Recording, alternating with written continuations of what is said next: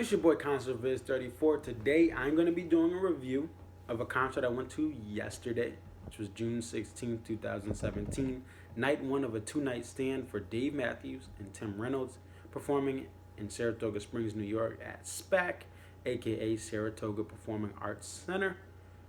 So first time there. First Dave Matthews and Tim Reynolds themed show with just them two for the entire night. I had evenings with the Dave Matthews Band for 12 shows. Most of those were just full band electric one set. Had 3 in 2014 for the DMB 2 sets, where the band opened up for itself and had some acoustic stuff, and then 2 in 2015 for the same idea. All those shows were in Mansfield, Mass, or Hartford, Connecticut. So this was my first, like I said, exclusive experience with Dave and Tim. First show at SPAC. Had a couple questions given the circumstances of this spring tour. Technically, summer starts next week. So that's why it's a spring tour, even though it feels like summer right now. Here in the Northeast, the snow is gone. But I was first worried about would I be able to hear Dave and Tim playing the guitar and then Dave singing over the crowd. A lot of horror stories about people going to these Dave and Tim shows and idiots yelling, screaming, I want to have your baby, play people. Like, come on, it's not happening. Like, I've heard really annoying things about people in the crowd. All it takes is one idiot to ruin it. So that actually didn't happen. I didn't have to worry about that. As soon as the Stone opened up, awesome opener, my favorite song to open up any show. I wish I could open up every show. You could hear Dave and Tim playing and Dave singing over the crowd. That continued for the entire night. Keep in mind, I'm in the balcony. First time at SPAC, I don't have as much knowledge as Hartford, where I've been everywhere, Mansfield, where I've been a couple different spots. So the balcony in SPAC, I could hear everything, all the parts. Dave's guitar, which you don't get to hear with the full band a lot, unfortunately, because everyone else is playing over him. But it was awesome to hear, and people could still sing. And I was on the fence if I was not gonna sing if the whole balcony couldn't hear well, but everyone could hear everything, even over the singing. So I sang. I tried to sing. Not a good singer, but I love getting into that and moving around a little bit, dancing a little bit. So it was awesome that concern was not a problem, and I was able to hear them both. Even through some right in front of me, a girl and her man like left for like 30 minutes during the show, so there was a little drama. Where were you? I didn't find you. I was looking for you. But anyway, that was resolved. Even through all that, I could hear everything perfectly. So the other issue that I was worried about is, would I feel like I needed the full, like I was gonna leave that show thinking, I wish they could have had like a couple full band songs at the end. Like, I know it's just Dave and Tim, but it's not the same. Now, I'll say Dave and Tim is not the same experience as the full band, but I left that show satisfied. That show, as soon as, even like halfway through the show, right? Like 15 to 16 songs in, I was like, this is awesome. Like, I'm not, like, yes, I in some ways I do miss the full band, but during this set, I want to enjoy this experience. I want to stay entwined with this experience of Dave and Tim for a full evening versus just when we had the 2 sets. So it was, that question was easily answered. Like, yeah, this is fine. Dave and Tim, no full band. Hey, I had a great time. So those are the 2 main issues. Now the venue, the sound was amazing there. Obviously, it's SPAC. Obviously, it's a state-of-the-art, high-class, highly ranked and rated venue, but this is my first time there. I didn't know what to expect, but it was amazing, and in some ways worth the long, strenuous 2.5-hour drive from where I live. Typically, I'm only down the street from Hartford, or 90 minutes to Mansfield, so I was worried about the drive. That's why I never had been out there, but amazing sound. The one thing I'll say about SPAC, that lawn, I understand, and I've seen pictures and things like that online, but now I know why people don't want to sit on that lawn. If you're not in the first couple waves, I went down to the lawn during the show just to just see how it is to experience it. And if you're not in the first couple waves of people, or you don't have a nice spot picked out early, you're pretty much looking at a screen. Now that's up to the fan to decide, but to me, I'd rather be in the upper tier of a arena than a lawn like SPAC, just sitting there for a couple minutes during a song to experience what the lawn's like. I mean, it's hard to find a good angle, and the fans are so passionate. So many fans show up there. It's not going to be an empty lawn where you have a nice spot and no one's going to bother you. But if the lawn's a lawn, if you like it, you like it. Me, forget it. I'll sit in Hartford, and even Hartford's crazier now, and these younger kids. And now that I'm getting older, I'm not, 20, 21 anymore. I'm getting sick of the lawns there. But I would sit in Hartford if I couldn't find a seat. And Mansfield, same thing.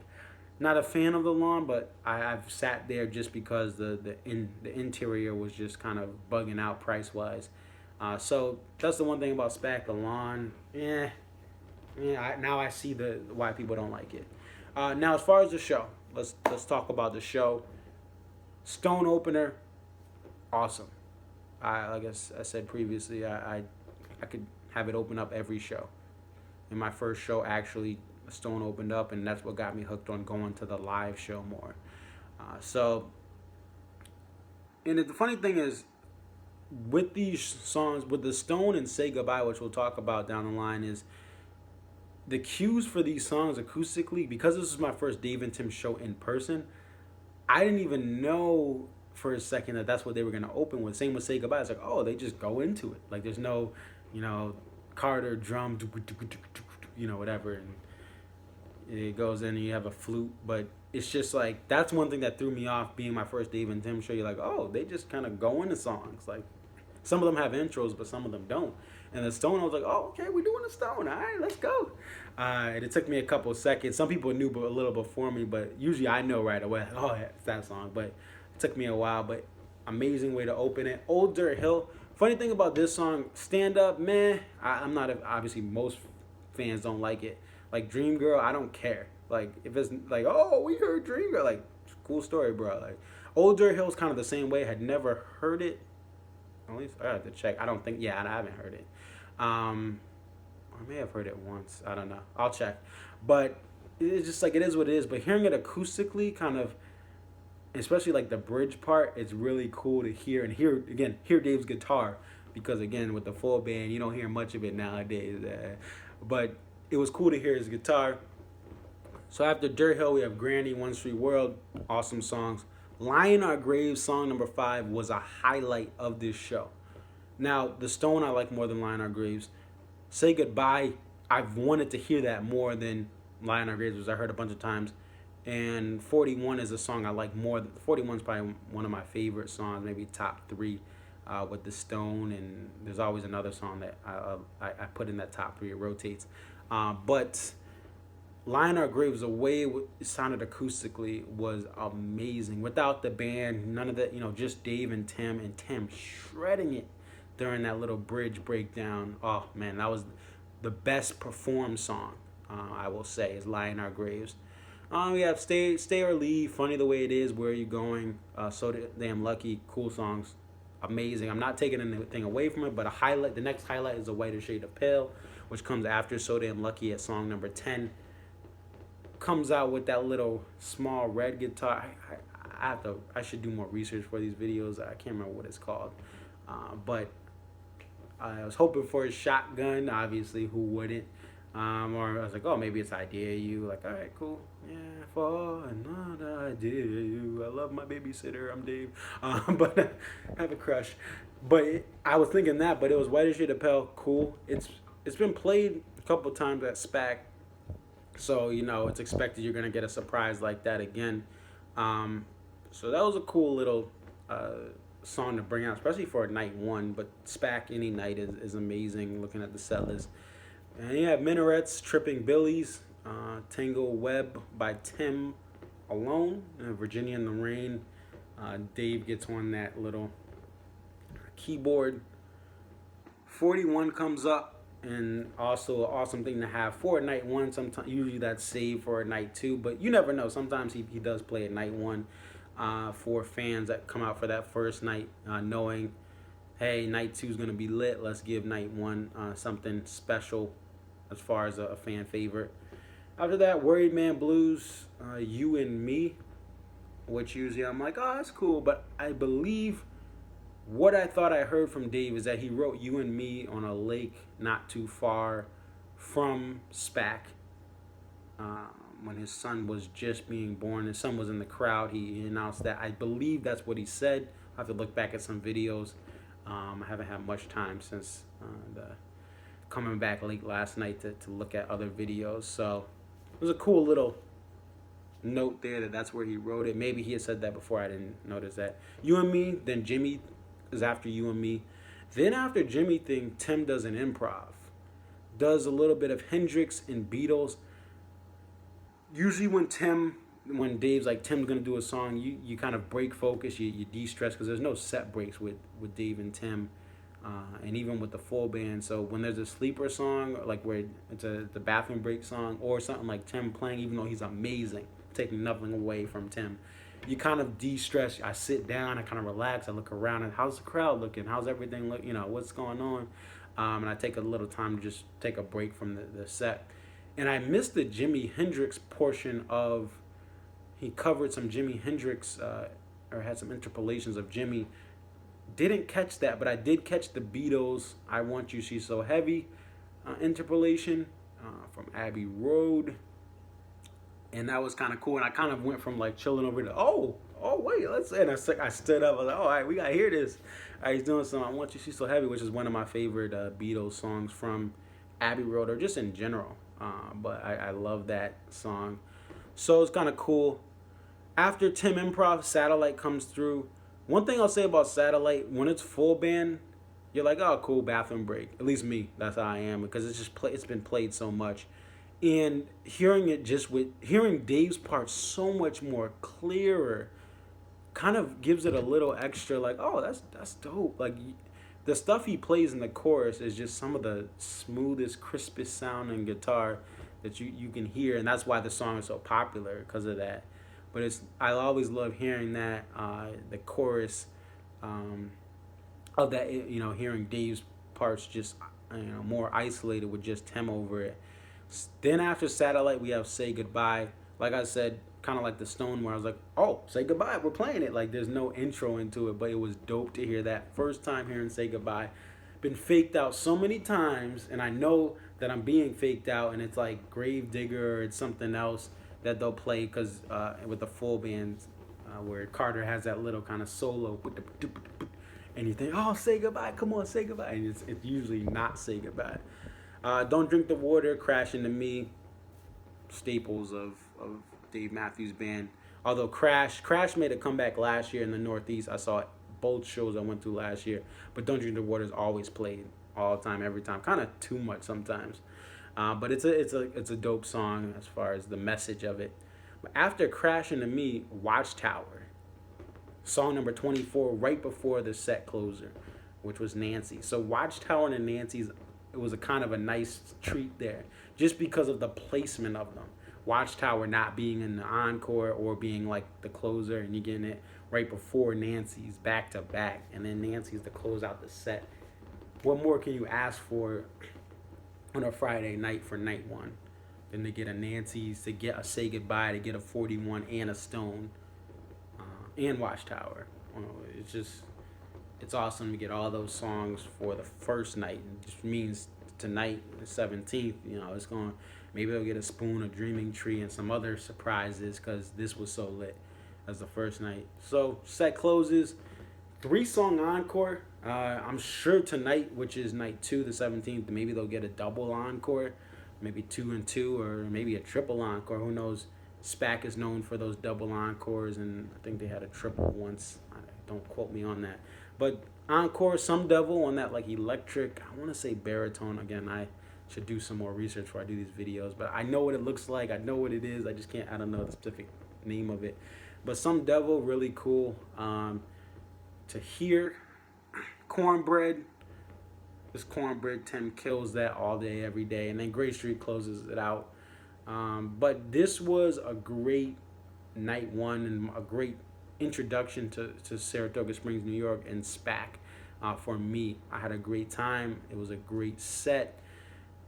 The one thing that's cool about this as well is, yes, I went to SPAC. You know, it's hard to find tickets.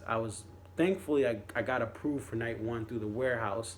Otherwise, I would have to refinance my uh, car, or find some way to pay for this where I get an advance or get a loan out from the bank just to pay for a ticket in the pavilion. But it was the cool thing about this is, just I went to SPAC, but if you went to a show in DTE in right outside of Detroit, I believe it is, in Clarkson, Michigan, you got Dreaming Tree. And other venues before we got the SPAC got some nice surprises. And I think that's what's dope about this Dave and Tim Spring Tour. Probably should have had more dates. Probably with Nashville, fans got screwed, man. The lawn was, and the secondary was like 250. That venue was too small. Now, yeah, if you got face value tickets, you had a nice treat. You were very close. But I mean, they should have had more shows, should have had more opportunities for different markets to have more shows. Should have been West Coast shows. But this condensed spring tour was, you got a lot of surprises before you even got to SPAC. And that's what made this tour, looking at the set list every night after they came through, amazing. Dave and Tim is different from the full band, but I think this was a great time to say, all right, cut this full band. Man, the 25th anniversary last year, it was so predictable.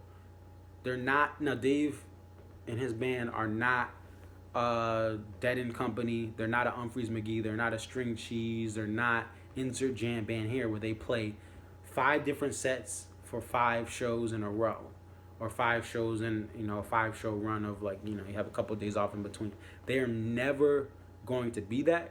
But there was some sort of unpredictable vibes, and even different songs played differently, even if they were played back-to-back nights, or different experimental lyrics were changed in and out every night. That's gone from this band that the last year's tour, the Setlist game on Ants March, and people were just like killing it. They're like, yo, yep, it's gonna be this. Yep, Mercy's gonna be here. If Only's gonna be here. You could just predict everything. Oh, One Sweet World's gonna open up again. Like it was very predictable last year. Oh, hey, Crash and the Me's making a comeback. It's gonna be here.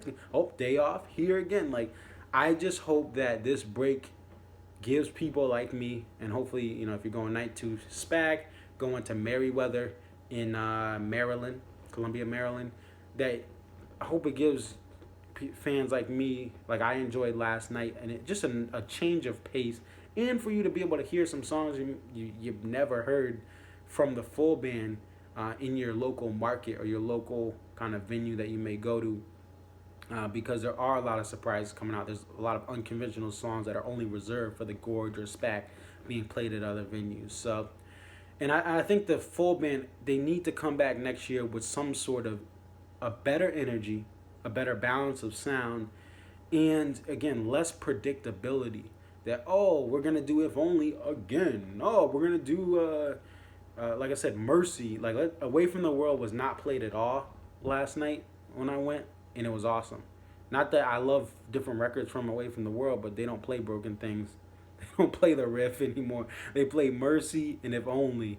And Drunken Soldier they'll play, but in my opinion, amazing studio recording. I run to that. I've ran half marathons. In the last mile, I'm running to that.